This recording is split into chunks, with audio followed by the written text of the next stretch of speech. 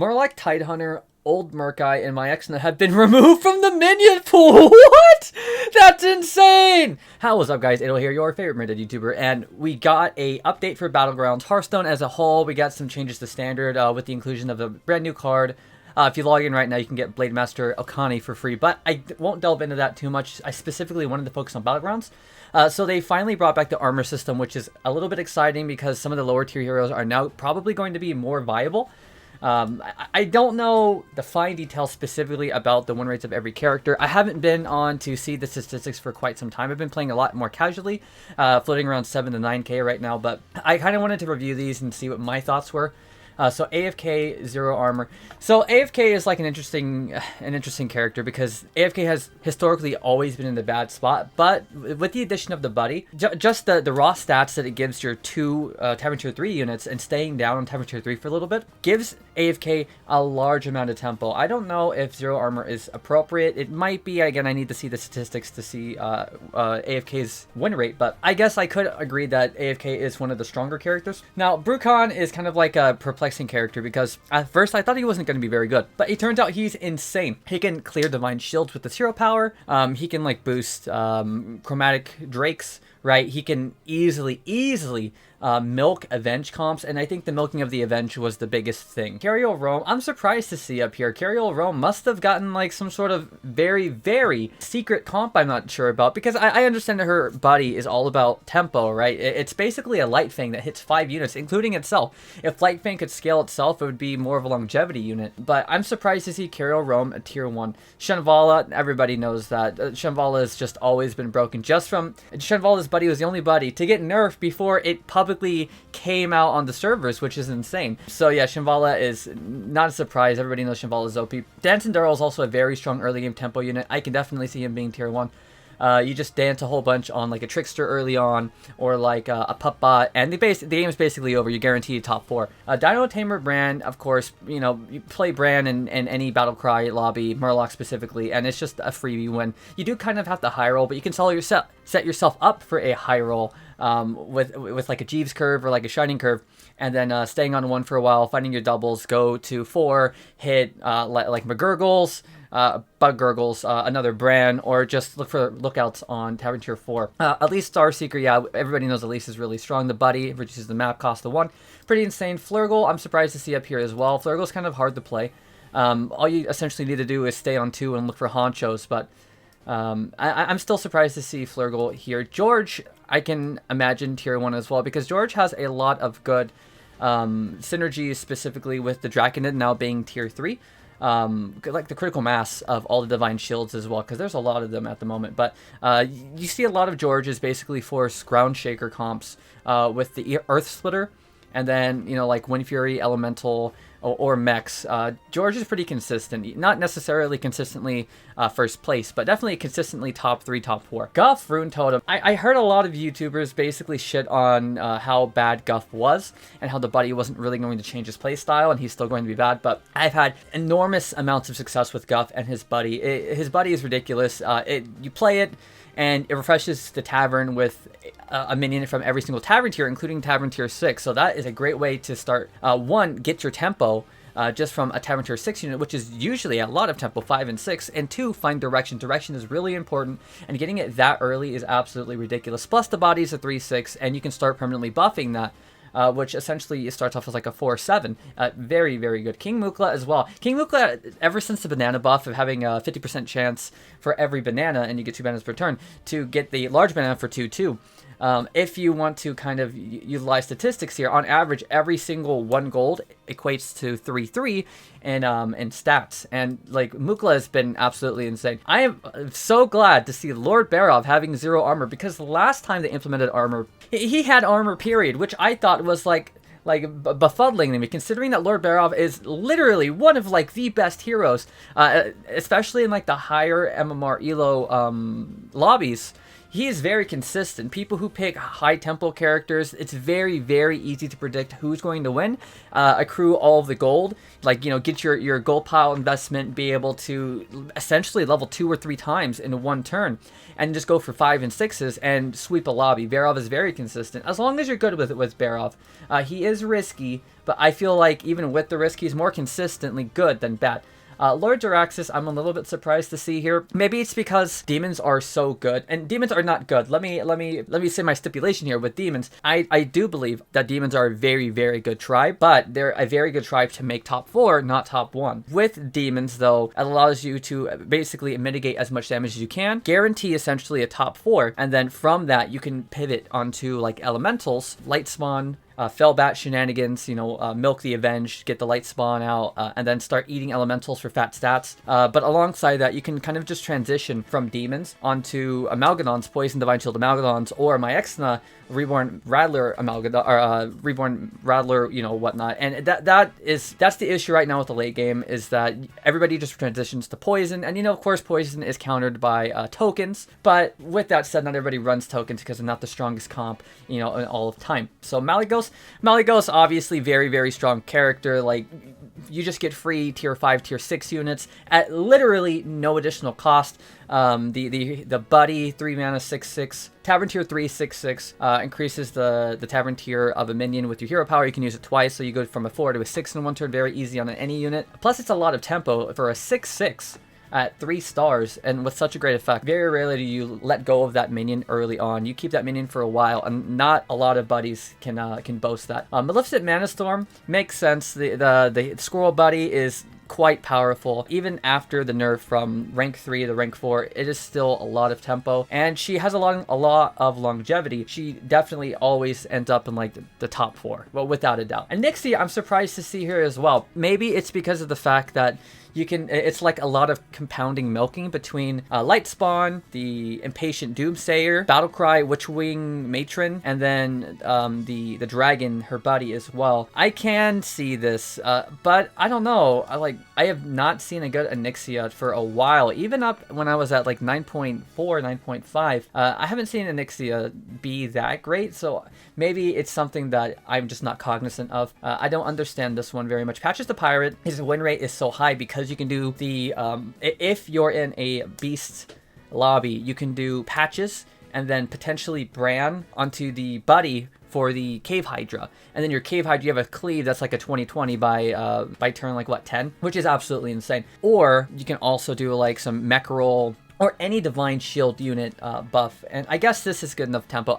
After articulating out loud, I guess I can understand why Patches would be here, which means that I should be seeing Gallywix somewhere down this list here. I haven't seen it, but if Patches is here, then Gallywix should also definitely be here. Ragnaros is a little bit surprising to me. I know Ragnaros is strong. His buddy is strong. You do double the hero power. The issue with Ragnaros, though, is that in some lobbies, it is literally impossible to get the hero power off. Pre-nerf, Queen Wag Toggle and Lich Bazil, you would have 2 or 3 units literally unkillable. And if you did, you only killed 1. Sometimes I'd get the turn 7, turn 8, doing as much tempo as I could, not even doing Jeeves curve, but doing like the Shining curve. I'd be staying on turn 1, getting doubles and getting as strong as possible. I still would not be able to get my hero power off, and subsequently I would die very soon after. So surprised to see Ragnaros here, but maybe there's very specific lobbies that are like altering the win rate. Tamsin Realm, I am surprised to see Tamsin here because, quite frankly, I don't think Tamsin is that good. I get it, her hero power has been updated, now it's 0 gold, but I really do not understand this one. I need to see more statistics to reflect how to play Tamsin properly. I'm not claiming I'm the best player in the world. I definitely am not. And I myself watch other YouTubers to properly get like a fundamental understanding of how to utilize characters properly and what curves to go with them, what to look for, etc., etc. But I have not seen anything good from Tamsin Realm. I understand her hero power is 0 gold now, so maybe you can do some shenanigans with like mechs at the end of the game with like Omega Busters or like elemental comps, maybe even beast stats rattles. I don't know. But any hero power that's 0 gold is pretty good.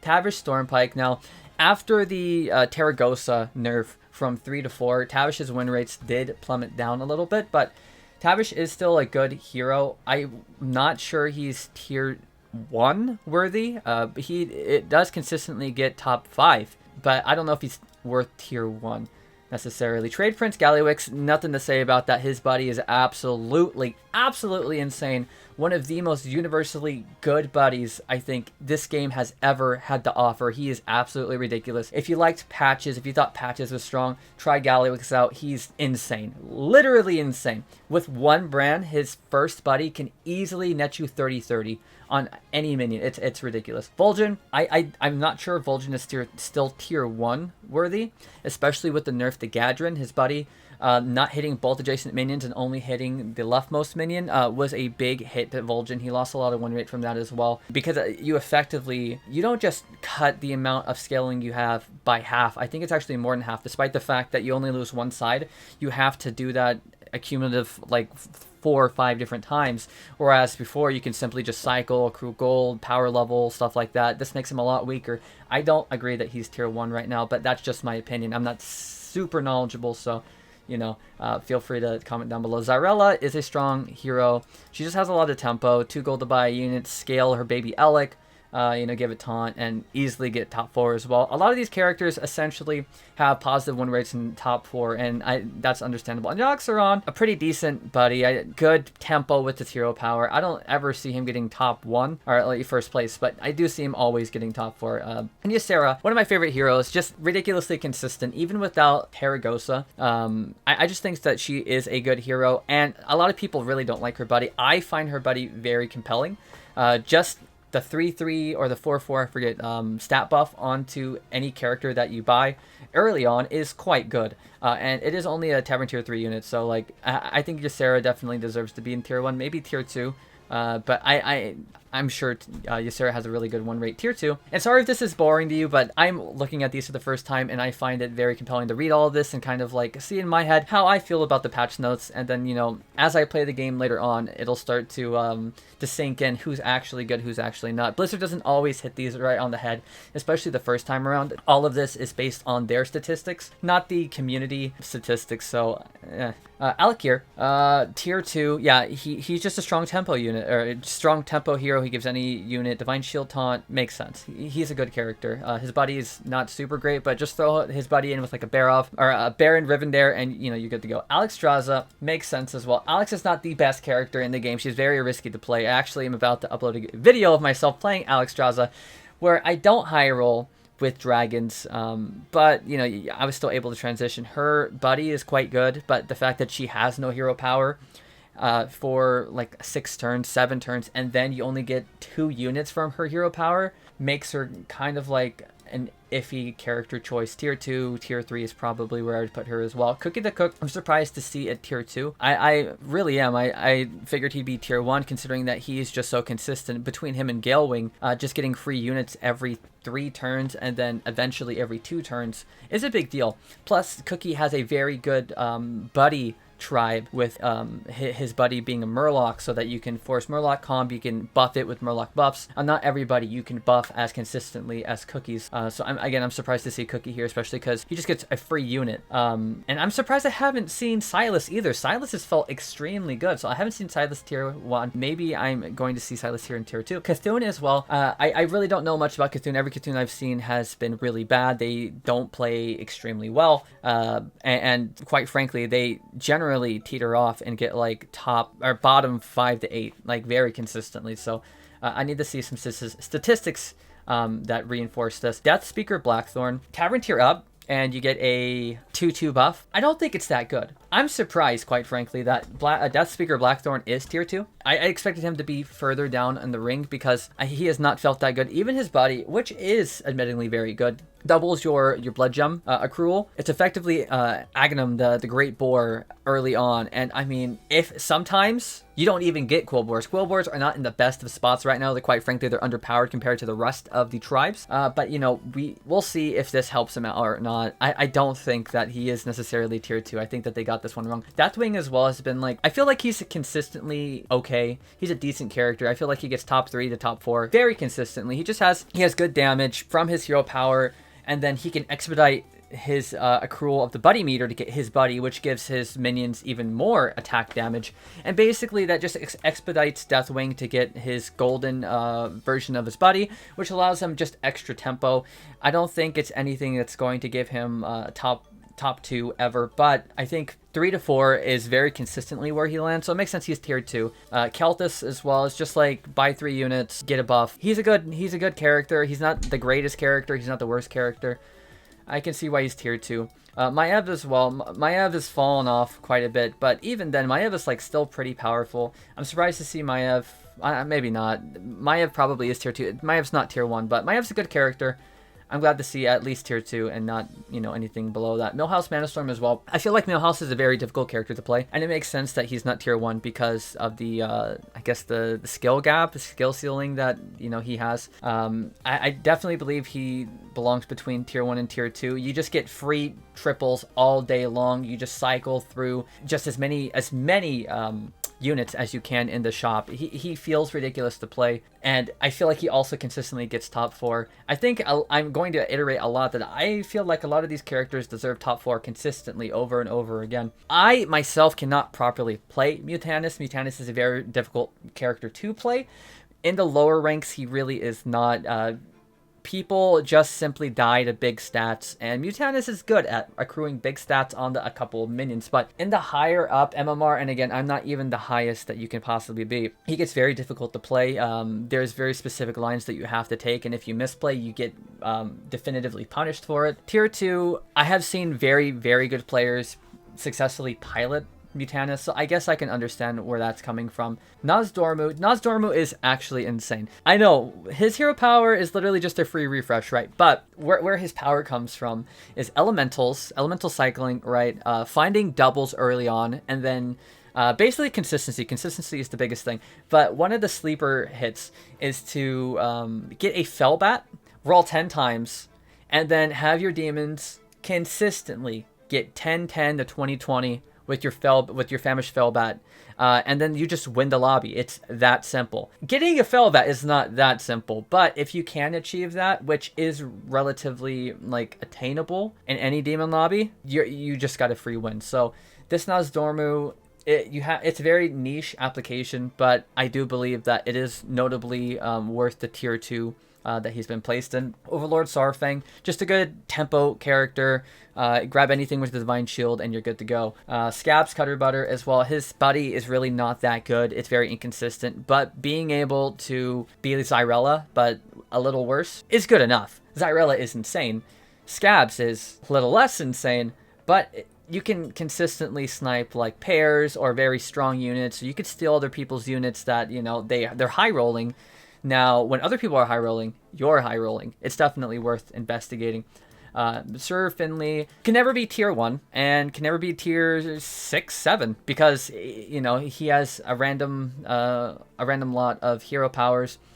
Sometimes, most of the time when you pick him, you're forced to pick him, and you generally get something better than what you were offered anyways. So you get a free reroll on your character selection. Not only that, his buddy is tier 3, and if you get a good character on Finley, then basically you can generally get a buddy at a tavern tier cheaper, because normally the really strong buddies are tavern tier 4 for some of the characters, right? And specifically with like Jandis is insane. You can swap your buddy over and over and over again. What I liked was picking Master Nugan and then being able to choose what buddy you need at the moment, and then you don't necessarily need the triple on the buddy, but you can kind of just flexibly pick what you want, and that's what I ended up doing. It was really, really fun. Didn't record that, but Curator's been really consistent as well. I can see Curator's just like stats, consistent top 4. Great. Akazamzarak, also scamming with like Baron, Rivendare comps, and this one I'm not 100% sure I agree with. I mean, you can just abuse the hero power, and the hero power is good. I wouldn't say tier 2. I'd probably put him tier 3, tier 4. I don't think he's that great, but again, I don't have the statistics to back me up. Lich King. Lich King has been really, really frustrating to play against. Like, I have a screenshot that maybe I'll put up, maybe if I can find it. But I have this screenshot where I win with with a simple board of 2 taunted my Exnas, one taunted my Exna, a Khadgar, and his buddy. And that's like 4 units on board, but I was literally unbeatable. People can tech against it, right? But how easy is it to basically tech against my Exna, who, when dies, upon death, summons 4 copies of itself? Granted, they're all at 1 health, but it's still, like, it's ridiculously frustrating to play against. And Lich King is just like, you know, reborn a Poison Spore and top 4. That easy. A Ticketus brand shenanigans have been frustrating to play against. Anybody who has been subject to a Ticketus brand lobby knows exactly what I'm talking about. Ticketus is ridiculously frustrating to play against. Yasharaj as well. Like, he's just been a good unit. He is not frustrating to play against. He's just a consistently good character. Doesn't always get top 2. Definitely always gets top 4, though. His buddy is a lot of tempo, and he's a strong character. And Zephrys is really slow in meta right now, but he's fun to play. I think he's good throughout the entirety of the MMR system, just because he's consistent. His hero power gives you a golden, and it helps you spike. Even in the fast tempo lobbies, you can still pilot him, and you know it's a great success if you know what you're doing. Even then, though, I think he definitely belongs in tier 2 and not tier 1, maybe even tier 3, because he is kind of slow. Rafam has not been in the greatest places recently with all of the better tempo heroes, and his buddy not really doing that much. I definitely believe tier 3 Rafam. I mean, he is a tempo unit, but he is not that good of a hero. Hook Tusk as well. Ever since her nerfs, she has not been the same. Hook Tusk is still pretty good. She's consistent. She can farm any token lobbies and hit like Tavern tier 4, but she's a hard character to play, a hard character to master. Her leveling curve is very specific. In any given lobby, you have to know exactly what you're doing based on the plays that you're given. So there's a lot of flexibility in her specific leveling curve, and the flexibility requiring that you be very precise on when to level depending on what you get makes her a hard character to use, which reflects her win rate. Forest Warden Omu, I'm too greedy with this character. I have no fucking clue how to play him. I just cannot possibly conceive how to effectively use Omu. I just can't do it. Greyball as well is, he's a good unit. He's good for milking. He's good for Yasharaj comps. That's basically it. He's not very good generally anywhere else, but he's like middle of the road. I generally see him get 3 to 6. Never 7, never 8, because his early game tempo is too strong, and his hero power doesn't effectively really do anything late game. Rokara as well, I'm a little bit surprised to see tier 3. She can just cheat stuff out early game with like mechs, and like tokens, or like Acolytic Cthunes and mechs basically just accrue a ton of kills, and they get Rokara a lot of damage. But I don't see Rokara doing consistently well later on, and this is because she's just like a low level tempo character, because eventually you do replace those units, you can't keep them on the board forever, and then your hero power is essentially just wasted.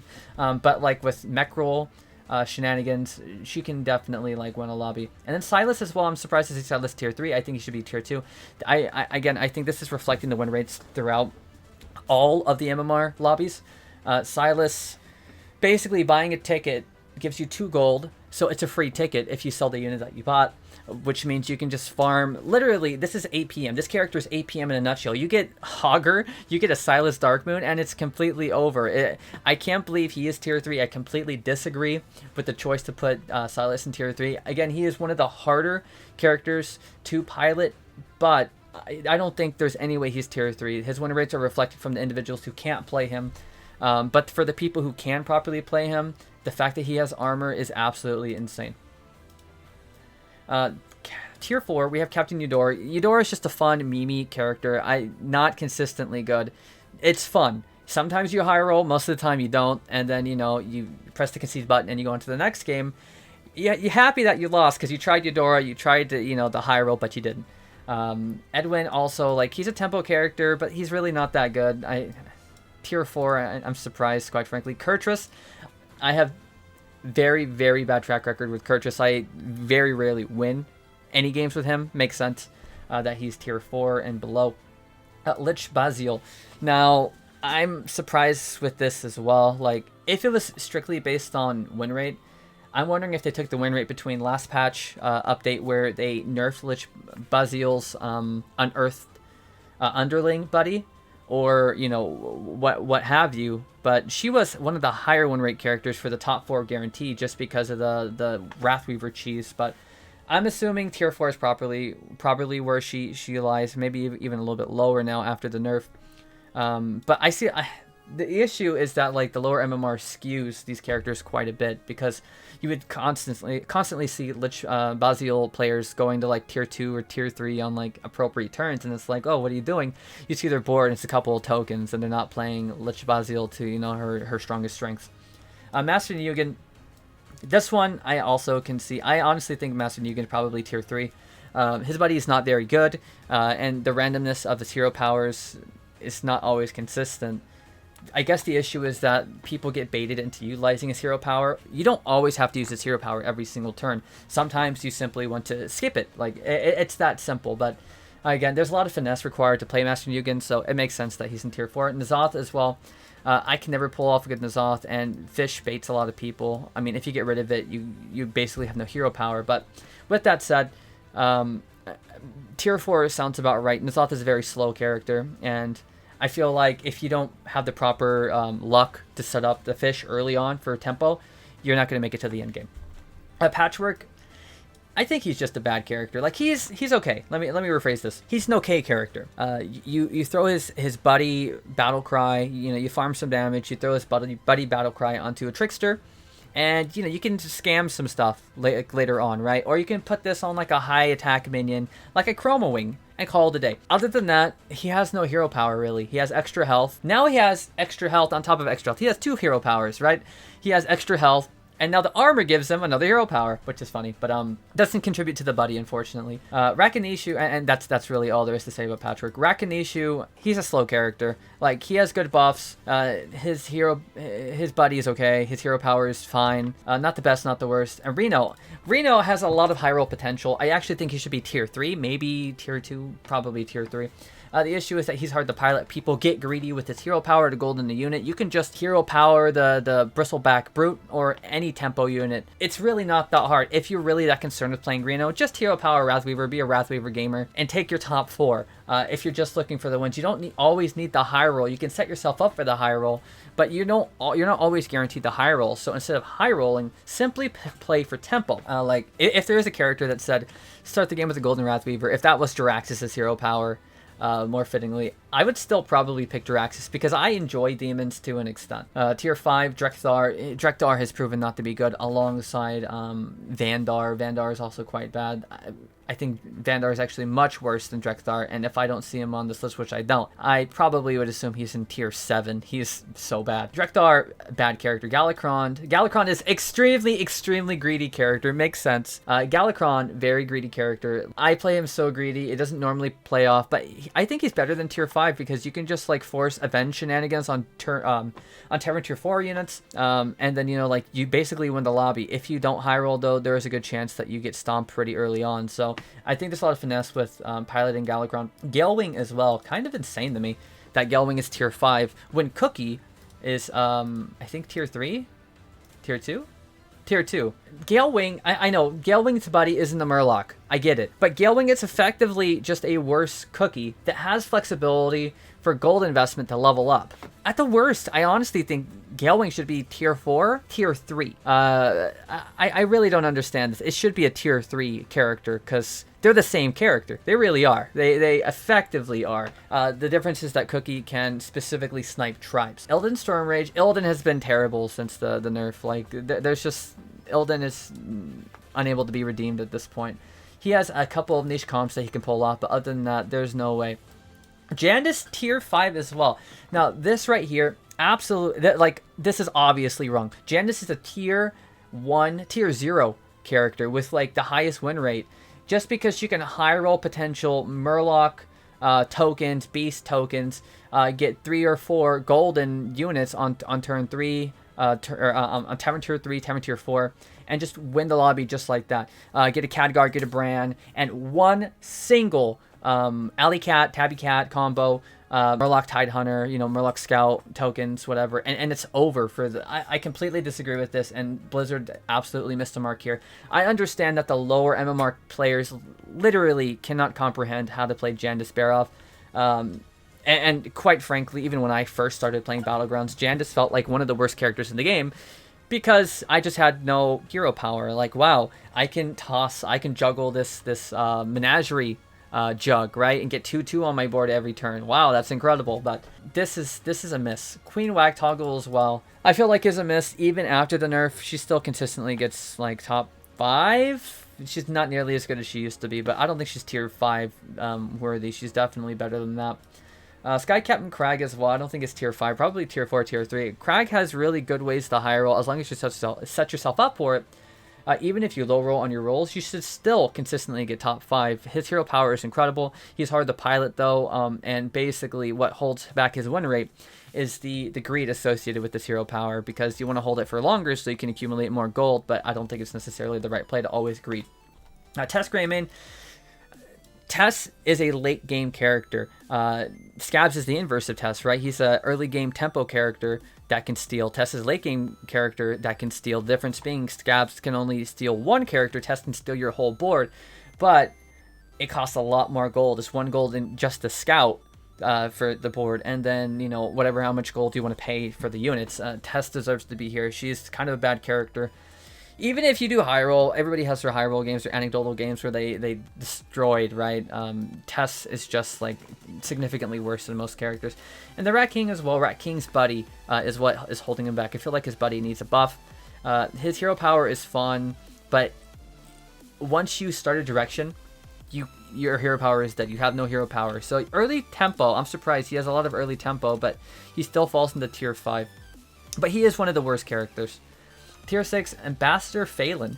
Now, this is the new character right here, Ambassador Phelan. I don't want to read his hero power yet, but we'll see. If he's tier 6, maybe they're just trying him out right now, or maybe they've already done some playtesting they've already seen. Not much to say, obviously. We have to see his buddy, we have to see his hero power, and see where we go from there. Infinite Toki, very greedy but terrible character. Sometimes you high roll, most of the time you don't. Don't really pick Infinite Toki ever. Mr. Bigglesworth as well, very greedy character. I actually see a lot of cats winning lobbies. They just play for tempo, they wait for people to die, and then they start power spiking. They don't get greedy at all. I feel like Mr. Bigglesworth is a pretty consistent character, but if you have a full tempo lobby, you'll just get smashed. So, Pyramid, not the best character either. His buddy kind of just falls off because you can never give it attack, you can only give it health, and one poison unit just makes your whole day ruined. So, Pyramid, I understand, and then Vandar down here as well. Not tier 7, tier 6. Vandar is absolutely terrible. Every time they get a kill, they get health, whatever. Just higher attack minions or like proper synergy or poison ruins your day. His buddy's bad. And tier 7, Arana, Starseeker, Shutterwalk, Sneed, and Varden. So Arana, I'm surprised to see here, Arana has literally one type of playstyle, and that's Elementals. Tavern tier 2, Party Elemental, Molten Rock, you consistently get top 4. If you don't pull off that specific comp, that very, very specific comp, or even, you know, not necessarily only that one, you also have Demons. But if you don't pull off those two, you're guaranteed to lose, because your hero power is actually worthless. You get more doubles, but generally the doubles are bait. It's not worth it. Okay, fine, I get it. Especially on the lower tiers, I see people when I'm on like, I'll go to my friend's house, right, and they'll just be playing like 3K, 4K lobbies. I'll see Aranas refresh like 7 gold between turn 1 and 2. They have no start whatsoever. They don't know what they're doing. They're just trying to get their hero power activated. I feel like that really skews the win rate of Arana. Shutterwalk, I'm surprised as well. Shutterwalk is an absolutely insane high roll character. Very, very, very difficult to pilot. All you need to do is get a token though, and you basically win. I'm surprised to see Shutterwalk here. Sneed, after the nerf to his hero power from 1 gold to 2 gold, Sneed has been absolutely terrible, and he's been in a terrible spot. I don't know if he's tier 7, but he's definitely really bad. And Varden, despite the fact that you get very consistent early copies of your minions on Tavern tier 1, Varden makes sense. Tavern tier 7 or tier 7. Varden is one of the worst characters. I never pick Varden because Varden is so bad. I only pick Varden when I want to have fun and see if I can actually win with Varden. Eventually to get that achievement. I think I got it already, but Varden's a very terrible character. Just like before, we will continue to monitor gameplay after the system goes live and might end up making adjustments in future updates. So they didn't do that for Barov. Either one of the Barovs, funnily enough. New hero. So they put Ambassador Phelan in Tavern tier 6. Expedition plans, the hero power. Passive, skip your first turn. So half of an AFK, already pretty interesting. Discover a tier 2, 4, and 6 minion to get at those tiers. You skip turn 1, and you go to tier 2. This essentially forces you to forego any thought of Jeeves curve or Shining curve, and this forces you to go like the normal curve where you skip your turn 1, obviously, and then turn 2, 4 gold, level up, take the unit that you wanted, right? And then you're on 5 gold. What do you do? Kind of awkward. Now that I'm thinking about it, like 5 gold, what do you do? You could sell the unit that you picked. You could roll and buy try to find like a copy or like a synergy piece. I think he's going to be specifically good in token lobbies. I don't know though. You'd have to also to get lucky getting a token. I'm already not convinced that he's good just based on his curve alone. 4 and 6. The 6 is okay. The problem is getting the 6. I don't know if his hero power is going to be good enough to be able to let you get the 6 consistently and then survive the subsequent turns after that, trying to set up for that 6 that you chose. And I also feel like it's going to bait you. Like if you get a Fellbat, you're going to try and force demons early on, which you shouldn't. And then, you know, you're going to be sad when you get there and then you can't skill because you immediately die. I don't know how good this guy's going to be. I haven't been super consistent with like speculating the best characters, but I can't imagine this guy is going to be very good at all. He's going to be fine, I can imagine, but skip your first turn against all these tempo lobbies, like, I don't know. But, I mean, you do technically get to convert your 1 cost into a 2 cost unit if you do the normal curve. Maybe you can still do Shining Curve, you just take extra damage. I don't know. This character, I'm not really sure. New buddy. Here's his buddy. Submersible Chef. Tavern tier 4, 4, 3. Add a random 1, 3, and 5 cost minion to your hand. You could brand this. I don't know. I don't know if this is good. Like, this is a Tavern tier 4 unit, and you're getting a 1 and a 3 cost. Those are bad. Those are bad units. The 5 cost is random, and 5 cost units are notoriously bad. You like Mama Bear, you like Baron and very specific comps, and like the Croclisk, maybe Meckrol, and Bran. There is not a lot of good 5 cost units, specifically random ones. Now this is the issue. If you discovered it, it might even be a little bit better, but this is terrible. I could definitely see this guy being tier 6. I don't speculate he's going to be that good. I can't believe Shutterwalk is getting a hero power buff. 1 gold. It was so difficult to fit 2 gold in sometimes. When you're high rolling as Shutterwalk, you'd have to sell like a unit at an inopportune time, but 1 gold is ridiculous. Like, I can see Shutterwalk's high roll potential skyrocketing now. 1 gold doesn't seem like that much, but this can expedite like a Shutterwalk's high roll potential by like an entire turn sometimes, simply because they can just sell 1 unit instead of 2 units, and then survive through that next battle where they might have a low amount of HP because they've been greeting to find tokens, and completely sweep the lobby. Kind of dramatic, but that is definitely like it's a possibility with the new update for Shutterwalk. I guess we'll have to see. Yeah, I guess we're gonna have to see if they find like Murloc Tide Hunters and whatnot. New minion, Swamp Striker. New 1 Tavern tier 1 minion. After you summon a Murloc, gain 1 attack. So this is Murloc Tide Hunter or Tide Caller, but better. It has 2 extra health. That minion did not age gracefully. I can't believe they're bringing Murloc Tide Caller back, especially with Tide Hunter still in the game. When you summon a Murloc, this is going to be a 3/4 on Tavern tier 1. This is like kind of insane. Murloc Tide Hunter is already an issue in the game, and they need to remove it, quite frankly. I'll look at all these minions and then go from there. Tad. Tavern tier 2, Murloc 2/4. When you sell this, add another random Murloc to your hand. So this right here is fucking insane for Flurgle. And that's specifically Flurgle, right? This is just a buff to Flurgle. Somewhat. Maybe, you know what? Maybe not even necessarily a buff. This is like a better old Murkai, because you could buy this, play it on the board, and then you can start cycling again. But I actually don't, now that I'm articulating it, I don't think this is good. This might actually be a nerf to Flurgle, because if this ever shows up, like 2/4 stat line is really not that good. But you do get a Murloc in your hand. I think we have to think about this. What is an average Murloc is a battle cry. Yeah, I'm gonna say this. I'm gonna speculate. This is a buff to Flurgle. For Flurgle's late game, not necessarily his early game. This is a nerf to his early game, buff to his late game. If you're forced to like, you get this specifically not off your hero power, but you get this off like a Murloc Tidecaller, I'm sorry, a lookout, a primal lookout, and you don't get anything else good. You can choose this, generate 1 economy, and also get a random Murloc. If it's a battle cry, you get the battle cry. If not, you get a second economy. It's really good. Baby Crush, temperature 5 beast, 7/7, so 5 minutes 7/7. When this attacks, summon a 9/9 Devil Star to attack the target first. Now, this seems really, really, really good. Like, this seems like the tempo pick to beat all tempo picks. The issue is you have to have an extra board space to play this, or to utilize this effectively. Just put it second, not a big deal. But not only does this generate an extra 9/9, which is absolutely insane. Like, this might be a buff to Illidan. This is a great unit, right? Because basically you effectively can use Baby Crush twice. But it can also pop Divine Shields, or, you know, or it can hit... It's a bumper. It's an ultra bumper. If there's a Divine Shield, you kill the Divine Shield. If there's like a Taunt Poison somehow with no Divine Shield, the 9/9 can go and kill the Divine Shield, call it a day. This is a very, very strong unit. I speculate this is going to be like meta-defining for tempo.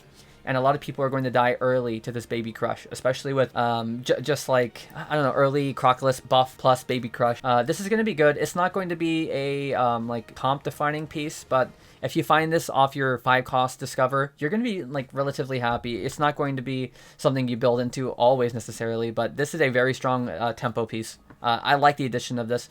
I like less greed and more tempo. Tavern of a Friend of a Friend. Discover a Buddy.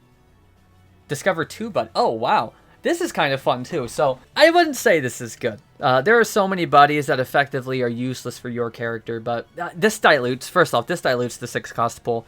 A lot of 6 costs are kind of bad. This is like the replacement for your Murloc Chef, right? Because when you got the Seafood Slinger, you took it just to cycle to get another 6 cost. If there's no Murlocs, right, or if you don't want that, this is effectively like the replacement. You don't get another 6 cost, but you do potentially get something like ridiculously strong. On average, though, I would say this is a useless 6 cost minion.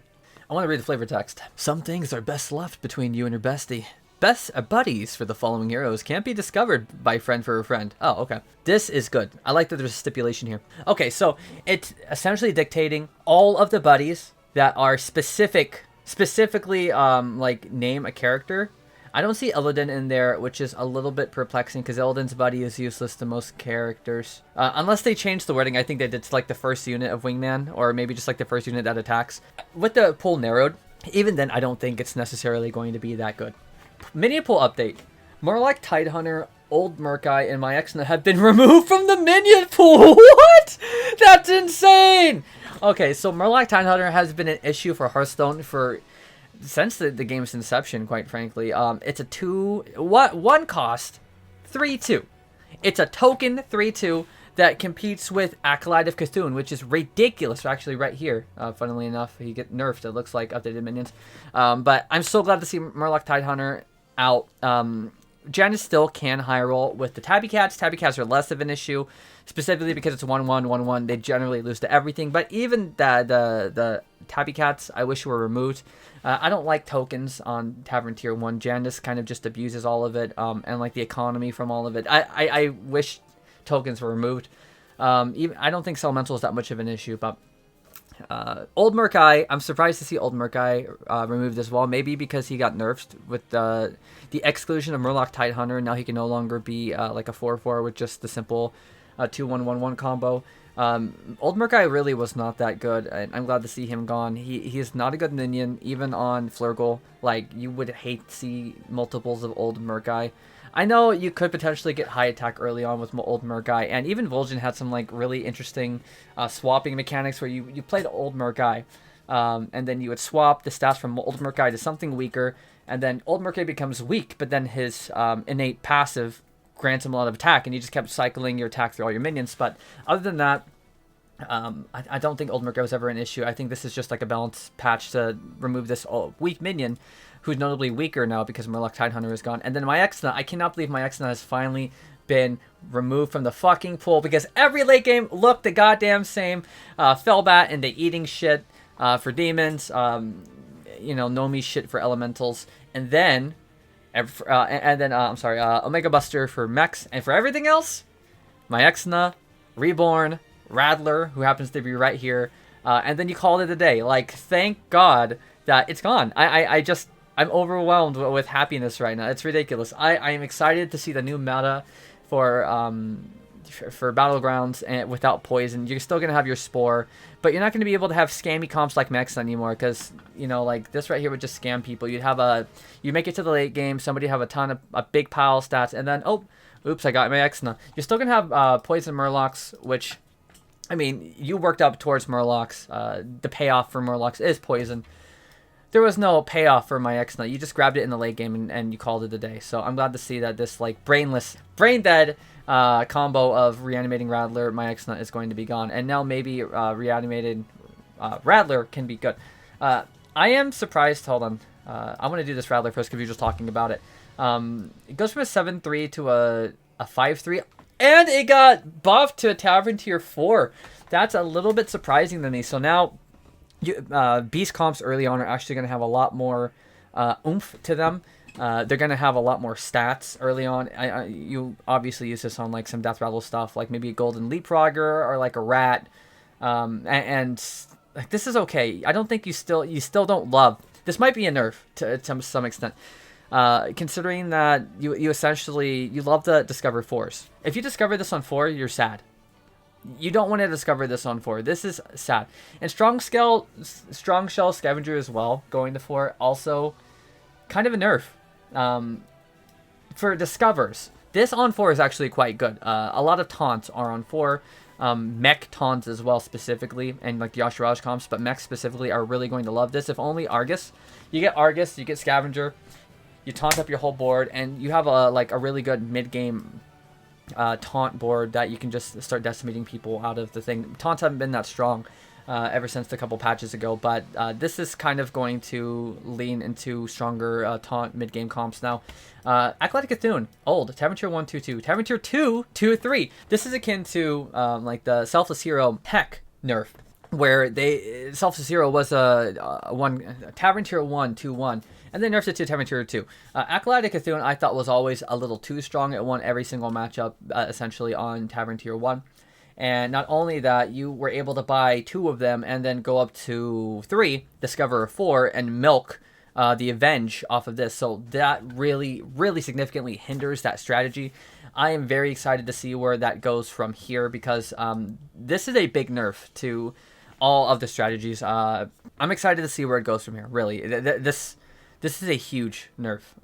More fundamental than a lot of people think, just based on initial glance. Mithrax, old. At the end of your turn, get 1-2 for each minion type you control. Okay, so this just upgraded it to 2-2. I feel like this isn't necessary. I don't want to say necessary. I feel like Mithrax is already in a good spot, but he did fall off really fast. I think by doubling the amount of attack that he got, this is going to help him alongside Menagerie. For the immediate future. This looks like they're pushing more tempo and less greedy plays, which is good. They added this Friend of a Friend, so it nerfs the 6-cost pool that you discover, and they added this King Crush, Baby King Crush for tempo. They're definitely pushing tempo. And Nosy Looter, 7-6. Discovering a Nosy Looter on 6 always felt bad, because not only was the effects of it delayed, but 7-6 dies to everything and doesn't really kill anything. 9-8 survives some crucial attacks. Like 7-6 died to like basically like some mama bear pills like Tabby Cat or like a Goldrin crop like that. 9-8 survives a lot more. Even Eliza. This died to an Eliza hit. This is a lot better stat line. I mean, it's only 2 health, right? But the difference between 2 health is quite substantial. I like this buff as well. Like Nosy Looter, you really didn't want to pick it. You still don't want to pick it, but if you're forced to, it feels a little bit better now. Yeah, that's about it. So what do you guys think about the Mercenary update? This is my very first time reviewing a update for the channel. I generally look at these in depth for a couple of hours before I start playing, but I thought this was a fun way to kind of interact with YouTube and give my thoughts and opinions on the update. So again, comment down below what you thought about the review overall, and until next time, guys, I will see you all in the next one.